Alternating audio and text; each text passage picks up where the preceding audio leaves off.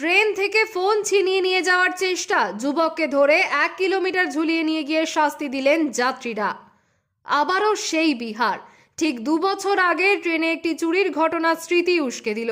এবারও ফোন ছিনতাইকারীকে ধরে ট্রেনের বাইরে ঝুলিয়ে 1 কিলোমিটার নিয়ে গেলেন যাত্রীরা। সেই ঘটনার একটি ভিডিও প্রকাশ্যে এসেছে, যদিও ভিডিওটির সত্যতা যাচাই করা হয়নি। এবার ঘটনাস্থল ভাগলপুর। একটি ট্রেন স্টেশন ছাড়তেই জানলার ধারে বসে থাকা এক যাত্রীর ফোন ছিনিয়ে পালানোর চেষ্টা করেন এক ছিনতাইকারী, কিন্তু পার পাননি। তার হাত ধরে ফেলেন ওই যাত্রীরা। ছিনতাইকারী যুবক যাত্রীর হাত ছাড়িয়ে পালানোর চেষ্টা করেন, কিন্তু অন্য যাত্রীরা তাকে ধরে ফেলেন। ততক্ষণে ট্রেন গতি নিয়েছিল। যাত্রীরা জানলা দিয়েই ছিনতাইকারীর হাত ধরে ট্রেনের বাইরে ঝুলিয়ে রাখলেন। ছিনতাইকারী ওই যুবক বারবার কাকুতি মিনতি করলেও যাত্রীরা তাকে ছাড়েননি। ওই অবস্থাতেই 1 কিলোমিটার ঝুলিয়ে নিয়ে যাওয়ার পর ট্রেন গতি কমালে ওই ছিনতাইকারীকে উদ্ধার করে তার সাঙ্গপাঙ্গরা। বিহারে এই ঘটনা নতুন নয়। চলন্ত ট্রেন থেকে ফোন বা দামি জিনিস ছিনিয়ে নেওয়ার ঘটনা প্রায়শই ঘটে।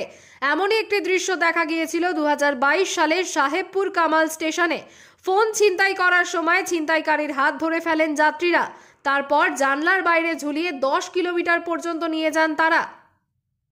যাত্রীদের হাত থেকে তাকে ছিনিয়ে নিয়ে পালায় সেই ঘটনার একটি ভিডিও প্রকাশ্যে এসেছে। ভিডিওতে দেখা যাচ্ছে সাদা জামা পরা এক যুবক ট্রেনের বাইরে ঝুলছেন।